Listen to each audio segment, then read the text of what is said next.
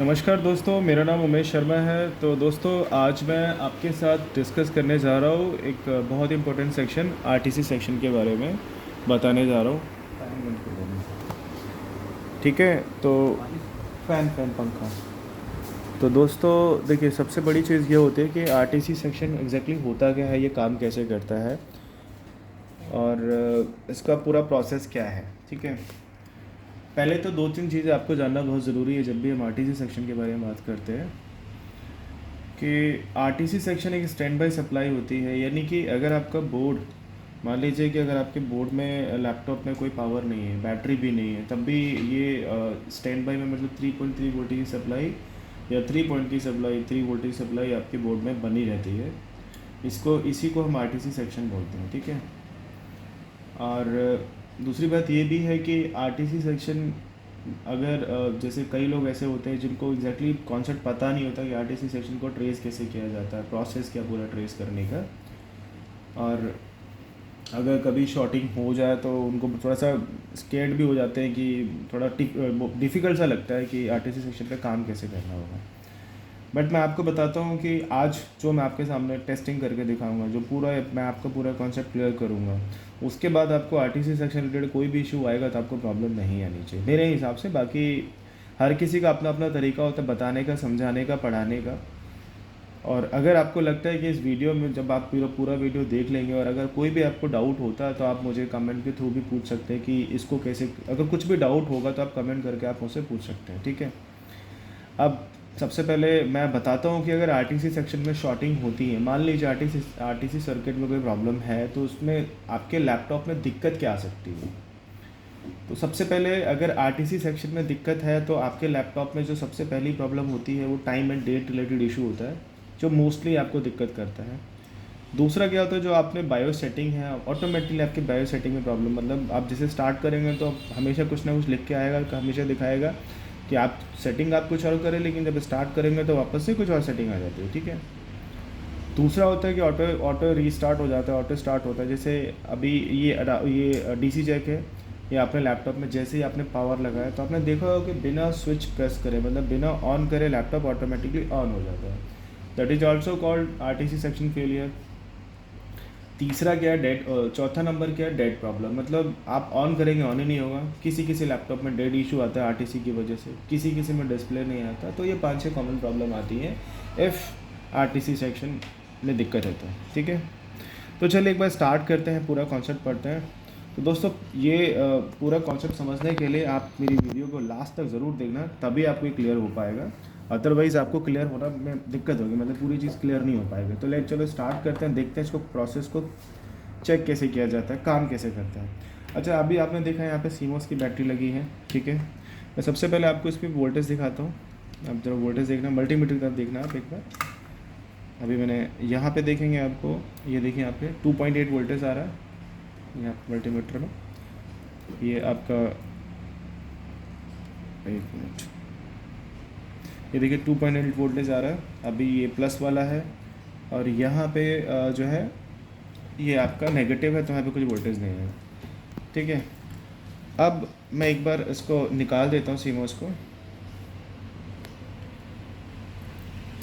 अब सीमोस निकाल के मैं आपको दिखाता हूँ कि इसमें क्या चेंजेस आ रहा है। ठीक है, अब देखिए मैंने सीमोस की बैटरी निकाल दी है और आप यहाँ पे देखेंगे, थोड़ा स्कीमेटिक पे लेके चलना। अब देखिए ये आरटीसी सेक्शन का स्कीमेटिक मैंने पहले से निकाला हुआ है। ये आपका एचपी का लैपटॉप था, कॉम्पेल का बोर्ड है। तो कभी अगर दिक्कत आएगी आरटीसी सेक्शन में, आपको ट्रेस इस तरीके से करना होगा। अब ये देखिए आपका सीमोस जो बैटरी हो यहाँ लगी, इसका इंटरफेस में दिखाता हूँ आपको। ये आपका प्लस वाला पॉइंट है, जहाँ पे मैंने वोल्टेज दिखाया था। ये आपका माइनस वाला पॉइंट है, जो कि ग्राउंड से कनेक्टेड है, तो नेगेटिव वोल्टेज आएगा। अब सीमोस की जो सप्लाई है, मतलब आगे कैसे प्रोसेस करती है, किस तरीके से आपको ट्रेस करना है। तो सबसे पहले आप देख रहे हैं यहाँ पे एक डायोड लगा है D32 के नाम से, और डायोड के जस्ट साइड में एक रजिस्टर आपको मिलेगा, ये 1 किलो ओम का। ठीक है, जिस पे कि आपका सीमोस की बैटरी की सप्लाई आगे डायोड तक जा रही है। आप एक बार दिखाता हूँ आपको डायोड का फेस। देखिए, थोड़ा जूम करना है इस पर। देखिए ये डायोड है D32। इस डायोड पे ये कह रहा है कि डायोड पे आपको पिन नंबर 3 पे आपको जो भी सप्लाई यहाँ पे आ रही है 2.8 3.0 वो यहाँ पे आना चाहिए, और पिन नंबर 1 पे आरटीसी से वीसीसी की सप्लाई होनी चाहिए। और एक हाथ पे ये भी दिखा रहा है +3 वोल्ट एलपी जो पिन नंबर 2 पे आ रहा है, ठीक है। अब ये जो सप्लाई है बहुत इंपॉर्टेंट सप्लाई है, लेकिन ये आपको अभी नहीं मिलेगी। ये कब आती है, कब बनती है, इसको समझने के लिए आपको पूरा वीडियो देखना पड़ेगा। कहाँ से आती है वो मैं आपको सारी चीज़ें बताऊंगा। फिलहाल पहले मैं आपको ये प्रोसेस दिखाता हूँ। आप देखें यहाँ पर लिखा R40 एक रजिस्टर है 1 किलो ओम का। तो यहाँ पे आप देखेंगे तो एक रजिस्टर लगा है, बिल्कुल गौर से देखेंगे यहाँ पे D32 ये डायोड है, इसके साइड में एक रजिस्टर लगा है। अगर मैं अभी दिखाऊंगा तो आपको कोई वोल्टेज नहीं मिलेगा क्योंकि मैंने सीमोस निकाल रखा है, ठीक है। आप देखिए मल्टीमीटर पे कोई वोल्टेज नहीं मिल रहा, यहाँ पे भी कोई वोल्टेज नहीं आ रहा, बिल्कुल 0 दिखा रहा। और एक बार डायोड पे मैं आपको दिखा देता हूँ। पिन नंबर 1 पे जो आरटीसी वीसीसी सप्लाई बननी चाहिए नहीं मिल रहा, और आपका पिन नंबर 3 पे एग्जैक्टली यहाँ पे भी नहीं आ रहा। क्यों? क्योंकि सीमोस निकाल रखी है मैंने। अब मैं सीमोस लगा के आपको ये फिर से दिखाता हूँ मैं।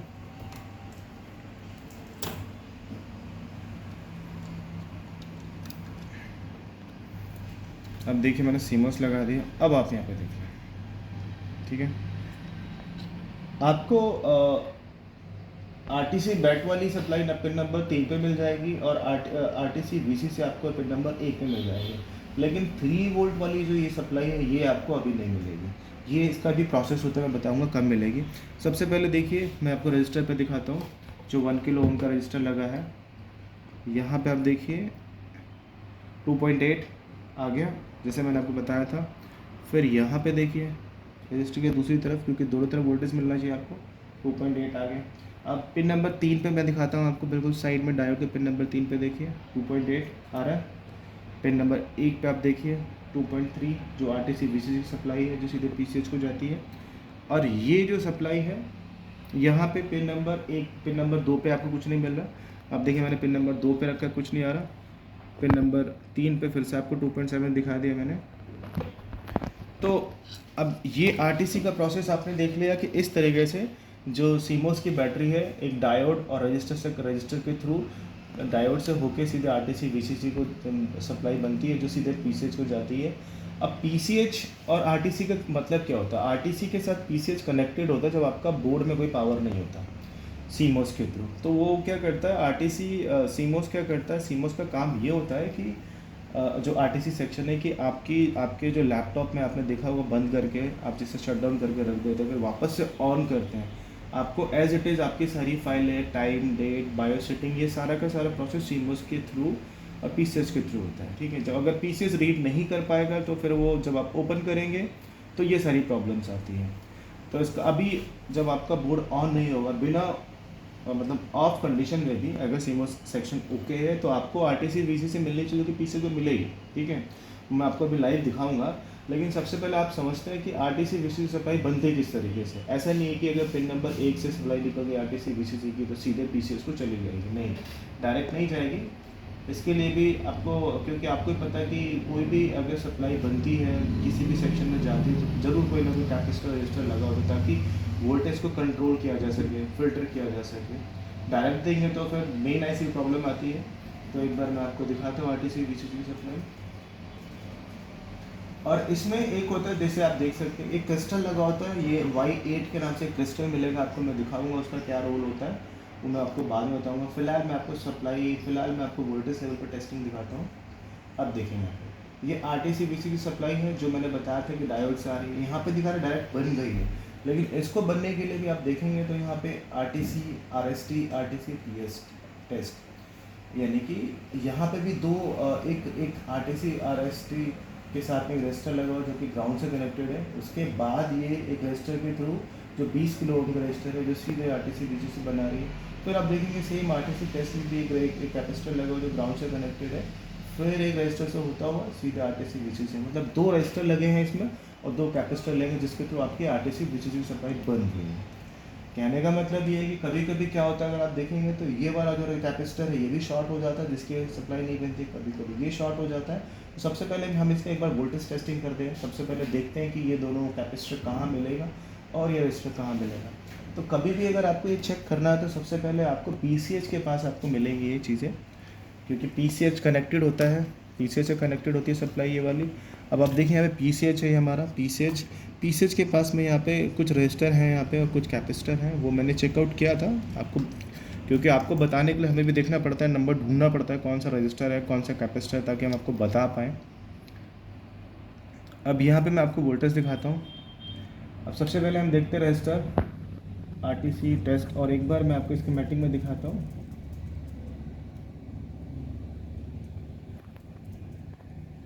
ये देखिए RTC VCC दिखा रहा है यहाँ पे, ठीक है, और एक ये दिखा रहा है आपको RTC टेस्ट और RTC RST, ठीक है।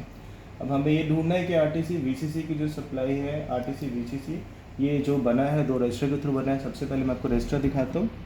अब आप यहाँ पे गौर से देखेंगे तो ये 2 कैपेसिटर लगे हैं जो मैं आपको बता रहा था। जो एक तरफ देखा आपने नहीं आ रहा, दूसरी तरफ भी देखा नहीं आ रहा।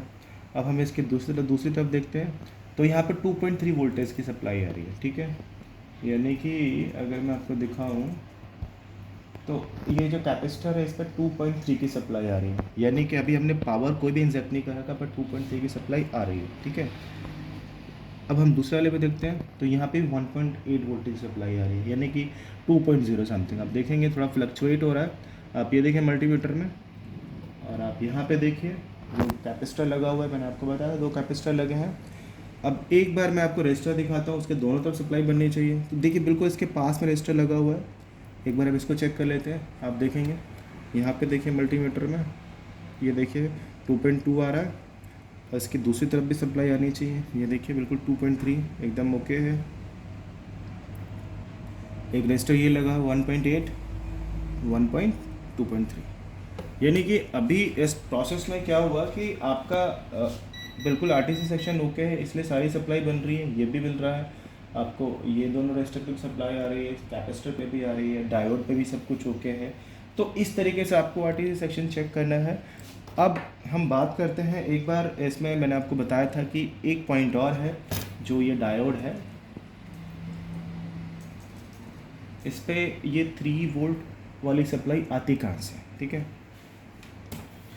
अब मेरे भाइयों सबसे पहले तो मैं आपको बताता हूँ कि अगर आप लैपटॉप में बोर्ड को अगर आप रिपेयरिंग करने का कॉन्सेप्ट आपको पता होगा, तो सबसे पहले आपको पता है कि 19 वोल्ट बनता है। 19 वोल्ट बनने के बाद में 3-5 वाली IC होती है, जिससे कि एक वोल्टेज निकलता है 3-5 बनने से पहले, जिसको LDO की सप्लाई बोलते हैं, यानी कि LDO 3 वोल्टेज, LDO 5 वोल्टेज, ठीक है। तो LDO की जो 3 वोल्टेज वाली सप्लाई है वो डायरेक्टली इस आपको 3 वोल्ट के थ्रू डायरेक्टली आपको इस ये वाली सप्लाई जो है आपका 3-5 वाली IC से आपको मिलेगा पिन नंबर 2 पे, ठीक है। और यही सप्लाई आपके उस पर SIO पे भी जाएगी और आपका BIOS पे भी जाती है, ठीक है। तो एक बार मैं आपको दिखा देता हूँ कि किस तरीके से बनता है ये। एक बार इसको कॉपी कर लेता हूँ आपको समझाने के लिए। अब मैंने कॉपी कर लिया, सर्च करते हैं एक बार। देखिए यहाँ पे दिखा रहा है आपका ये वोल्टेज आ रहा है यहाँ पे पिन। मैं एक बार थोड़ा सा जूम करके आपको दिखाता हूँ। ये देखिए ये 3 वोल्टेज और ये देखिए 5 वोल्टेज, मतलब 3-5 वाले IC से एक सप्लाई निकल रही है जो LDO वाली। देखो जैसे कि मैंने आपको बताया था LDO 3 वोल्ट LP, ये सीधे आपको सप्लाई मिलेगी डायोड पे जाएगी, यहाँ से जाती डायोड पे, जो पिन नंबर आपको 1 पे मिलेगा, पिन नंबर 2 पे मिलेगा।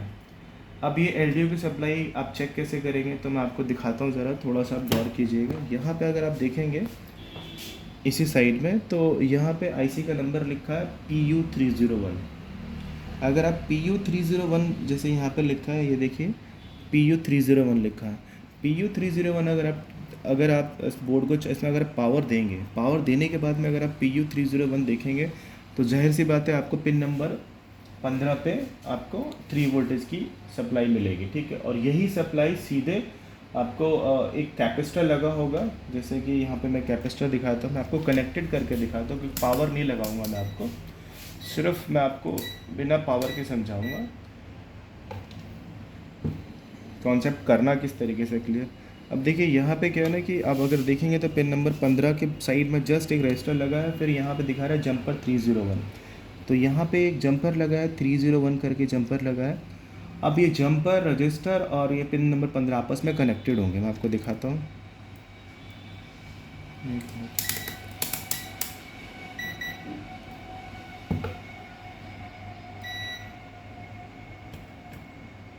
5, 10, 15, अभी पिन नंबर 15 है। तो देखिए इससे जंपर कनेक्टेड है, ठीक है। इसके साथ ये रजिस्टर भी, ये कैपेसिटर भी कनेक्टेड होगा। देखिए एक सिरा कनेक्टेड है और एक सिरा कनेक्टेड नहीं है, मतलब जिस पे वोल्टेज आ रहा है वो कनेक्टेड है, जो कनेक्टेड नहीं है वो ग्राउंड से कनेक्टेड होगा। आप देखिए ये ग्राउंड से कनेक्टेड है, यानी कि ये वाली जो वोल्टेज है आपको, आप अगर देख सकते हैं कभी कभी क्या होता है कि एलडीओ जो ये वाला जो सेक्शन है, अगर एलडीओ 3-5 से अगर एलडीओ की सप्लाई नहीं निकल रही है, मान लीजिए कि सप्लाई निकल भी रही है और ये जो बीच में रजिस्टर कैपेसिटर लगा है, कई बार ये कैपेसिटर शॉर्ट होता है जिसकी वजह से आपको 3 वोल्टेज की 3 वोल्ट की जो एलडीओ वाली सप्लाई है वो सीमोस के से वो डायोड के पिन नंबर 2 पे नहीं मिलता है। अगर डायोड के पिन नंबर 2 पे नहीं मिलेगा तो उस केस में भी क्या होता है कि आरटीसी सेक्शन काम नहीं करता। ये भी सप्लाई बहुत ज़रूरी है, क्योंकि जब आप बोर्ड में पावर देते हो तो फिर ये जो है फिर इसके थ्रू ये पूरा प्रोसेस काम करता है, और जब बोर्ड में पावर नहीं देते तो ये सप्लाई नहीं मिलती है, ठीक है। और मोस्टली प्रॉब्लम क्या आती है, ज़्यादातर सीमोस की आरटीसी सेक्शन में सीमोस की बैटरी अगर आपकी ओके है तो मोस्टली ये रजिस्टर ख़राब होगा या ये डायोड ख़राब होता है। D32 जो डायोड है, अक्सर बोर्ड में जो है, ज़्यादातर बोर्ड में डायोड रजिस्टर ही मिलेगा आपको। और उसके बाद कभी कभी क्या होता है कि अगर आप देखेंगे तो ये आपका आरटीसी वीसीसी वाले सेक्शन में जो रजिस्टर लगे होते हैं, ये रजिस्टर भी कई बार शॉर्ट हो जाते हैं। तो आपको 5 या 6 चीज़ें चेक करनी होगी। बहुत इजीली आप इसको चेक कर सकते हैं, किसी भी बोर्ड में प्रोसेस बिल्कुल सेम होता है, ज़्यादा कुछ करने की ज़रूरत नहीं है, आपको 1 बाय 1 चेक करना है। और किसी भी सेक्शन को ढूंढने के लिए स्कीमेटिक नहीं है आपके पास में तो आप पिन के थ्रू भी कनेक्ट कर सकते हो, क्योंकि जो भी पिन आपस में कनेक्टेड होगी तो वो बीप साउंड करेगी। तो इससे आपको ये अंदाज़ा लग जाता है कि आप जो भी काम कर रहे हैं, जो भी आप सेक्शन चेक कर रहे हैं वो उसके साथ कनेक्टेड है, ठीक है। अब इसमें मैं एक बात आपको और बताता हूँ कि यहाँ पे आप देखेंगे Y8 करके क्रिस्टल लगा हुआ है। यहाँ पे अगर मैं आपको थोड़ा सा जूम करना, यहाँ पे मैं आपको दिखाऊँ तो देखिए यहाँ पे एक क्रिस्टल लगा है Y8 करके, ये भी कनेक्टेड होता है, ये 32 उसका होता है ये। अब ज़्यादातर केसेस में क्या होता है कि क्रिस्टल की वजह से प्रॉब्लम नहीं आती, ज़्यादातर प्रॉब्लम आपके वोल्टेज लेवल पे ही होता है। अगर आपने वोल्टेज लेवल को ट्रेस कर लिया तो आपका प्रॉब्लम दूर हो जाता है, मतलब ये आरटीसी सेक्शन क्लियर हो जाता है। और क्रिस्टल को आप मल्टीमीटर से तो टेस्ट नहीं कर सकते। क्रिस्टल को अगर चेक करना है कि आपका डेटा बन रहा है रियल टाइम क्लॉक पे, अगर आपको चेक करना है तो उसके लिए तो फिर आपको डीएसओ मशीन चाहिए जिसके थ्रू आप ट्रेस कर पाएंगे कि डेटा बन भी रहा है कि नहीं बन रहा है। लेकिन मेरे हिसाब से जहाँ तक मुझे लगता है कि ज़्यादातर केसेस में आपका डायोड कैपेसिटर रजिस्टर ही अगर आप चेक करते हैं प्रॉपर तरीके से आरटीसी सेक्शन में, तो वो आपके ईजिली आप उसको रिपेयर कर सकते हैं। तो दोस्तों आज के लिए इतना ही। अगर ये मेरी वीडियो आपको अच्छी लगे तो ज़रूर सब्सक्राइब करना, क्योंकि आप अगर सब्सक्राइब करोगे तो मैं और आपके लिए बेस्ट वीडियो बनाऊंगा। और आप खुद सोचो कि एक सब्सक्राइब करने पे अगर इतनी आपको नॉलेज मिल रही है, मतलब आपके काम की चीज़ें मिल रही है, तो मुझे नहीं लगता आपको सब्सक्राइब करने में कोई दिक्कत होनी चाहिए। बाकी अगर इसके अलावा भी इस सेक्शन से रिलेटेड कोई भी अगर इशू लगता है आपको या कुछ क्लैरिफाई नहीं हो पाता तो आप मुझे कमेंट कर सकते हैं, तो मैं कमेंट पे ही आपको रिप्लाई कर दूंगा, या अगर नेसेसरी होगा तो मैं उसके ऊपर फिर से आपको एक वीडियो बना के क्लैरिफाई कर दूंगा। तो दोस्तों थैंक यू सो मच आज के लिए।